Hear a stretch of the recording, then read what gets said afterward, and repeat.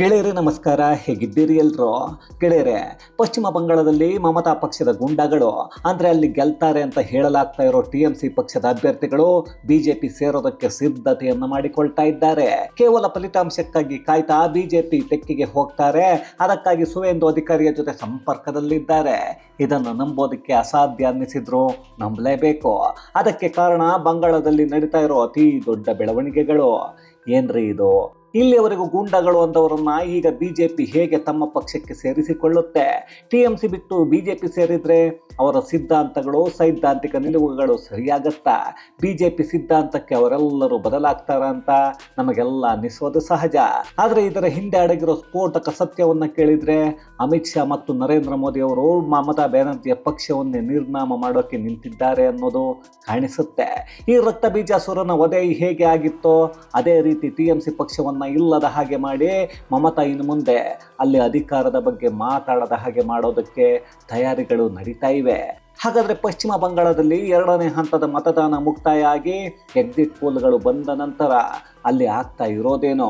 ಮಮತಾ ಪಕ್ಷದ ಗುಂಡಗಳು ನಾ ಮುಂದು ತಾ ಮುಂದು ಅಂತ ಬಿಜೆಪಿ ಸೇರೋಕೆ ನಿಂತಿರೋದ್ಯಾಕೆ? ಅವರನ್ನು ಬಿಜೆಪಿಗೆ ಕರೆತಂದು ಅಮಿತ್ ಶಾ ಮತ್ತು ನರೇಂದ್ರ ಮೋದಿ ಮಮತಾ ಪಕ್ಷವನ್ನೇ ಸುಟ್ಟು ಹಾಕ್ತಾರಾ? ಎಲ್ಲವನ್ನ ಈ ವಿಡಿಯೋದಲ್ಲಿ ನೋಡ್ಕೊಂಡು ಬರೋಣ ಬನ್ನಿ.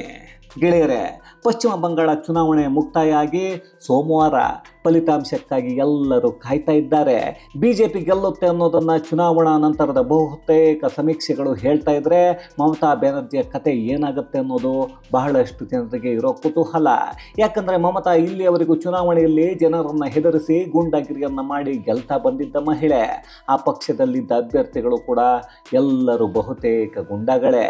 ಈಗ ನೋಡಿದರೆ ದೀದಿ ಯಾಕೊಂದು ನಾಟಕ ಮಾಡ್ತಾ ಇದ್ದಾರೆ.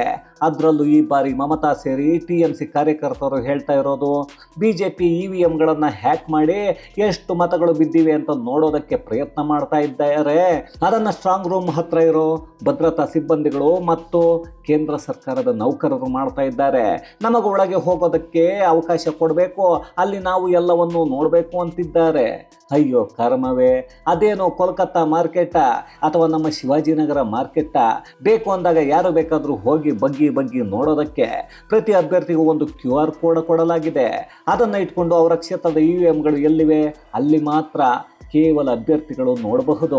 ಅದನ್ನು ಬಿಟ್ಟು ಯಾವನೋ ಕಾರ್ಯಕರ್ತ ಅಥವಾ ಮಮತಾ ಬ್ಯಾನರ್ಜಿಯ ಹಿಂದೆ ಇರೋ ಛೇಲಾಗಳೆಲ್ಲ ನಾನು ಒಳಗೆ ಹೋಗಬೇಕು, ನಾನು ಅಲ್ಲಿ ಬಗ್ಗಿ ನೋಡಬೇಕು ಅಂದರೆ ಆಗತ್ತಾ?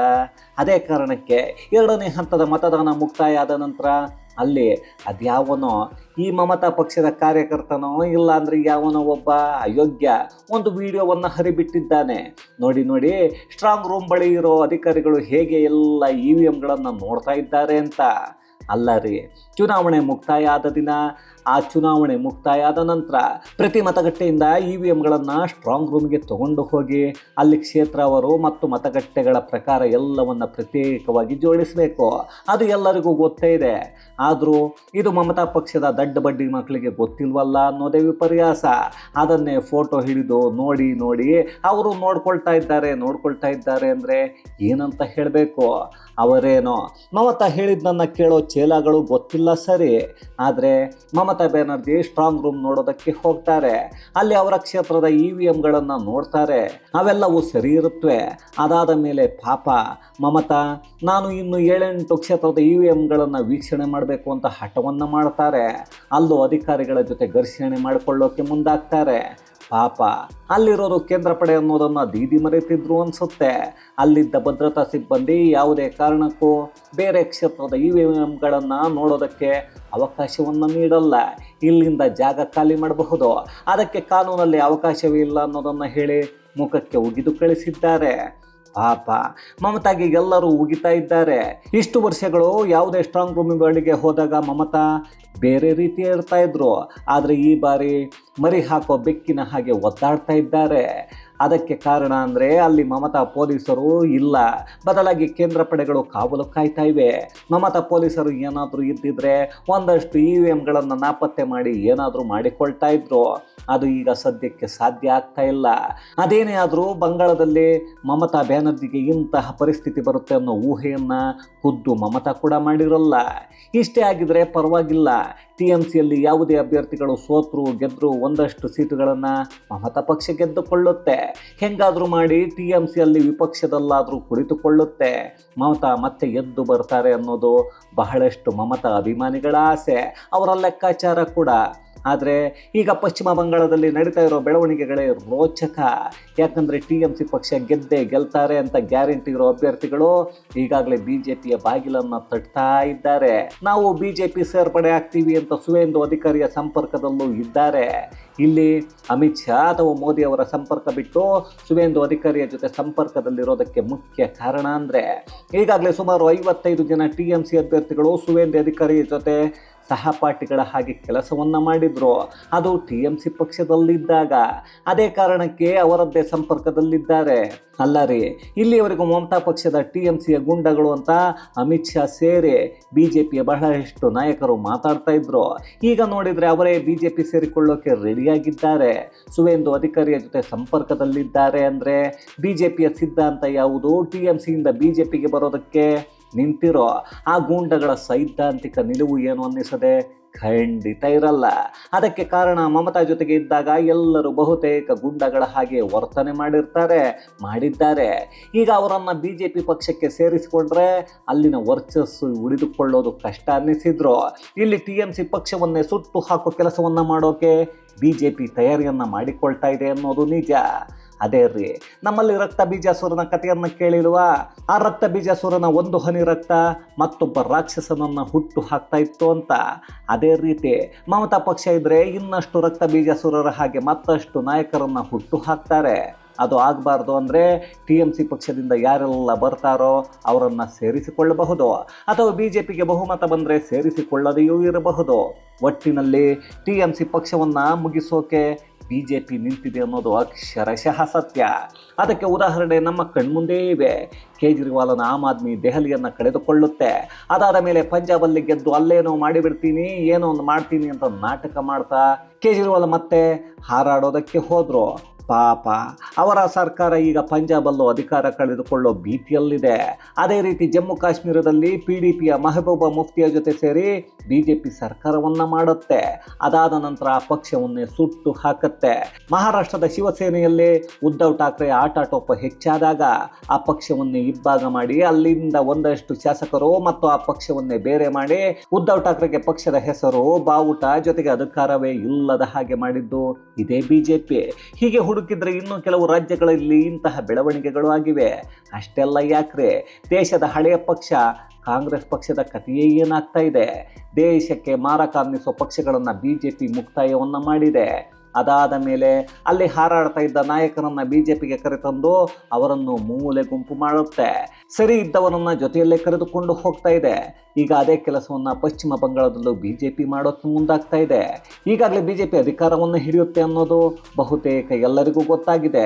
ಮಮತಾ ಬ್ಯಾನರ್ಜಿಯನ್ನು ಬಿಟ್ಟು ಅಧಿಕಾರ ಸಿಗುತ್ತೆ ಅನ್ನೋ ಕಾರಣಕ್ಕೆ ಅಥವಾ ಮುಂದೆ ಯಾವುದೇ ಕೇಸುಗಳು ಬೀಳದೇ ಇರಲಿ ಅಂತ BJPಗೆ ಓಡೋಡಿ ಬರೋದಕ್ಕೆ TMCಯ ಗೆಲ್ಲೋ ಅಭ್ಯರ್ಥಿಗಳು ಅಂದರೆ ಗೂಂಡಗಳು ಸುವೇಂದು ಅಧಿಕಾರಿಯ ಸಂಪರ್ಕದಲ್ಲಿದ್ದರೆ ಮಮತಾ ಮಾತ್ರ ಮೂಲೆಯಲ್ಲಿ ಗೋಳಾಡ್ತಾ ಅಯ್ಯೋ ಈ BJP ಕೇಂದ್ರದ ಪಡೆಯನ್ನು ಇಟ್ಕೊಂಡು ಕೇಂದ್ರ ಸರ್ಕಾರದ ನೌಕರರನ್ನು ಇಟ್ಕೊಂಡು EVMಗಳನ್ನು ಹ್ಯಾಕ್ ಮಾಡ್ತಾ ಇದೆ, ಅವರಿಗೆ ಬೇಕಾಗಿದ್ದನ್ನು ಮಾಡ್ತಾ ಇದೆ ಅಂತಿದ್ದಾರೆ.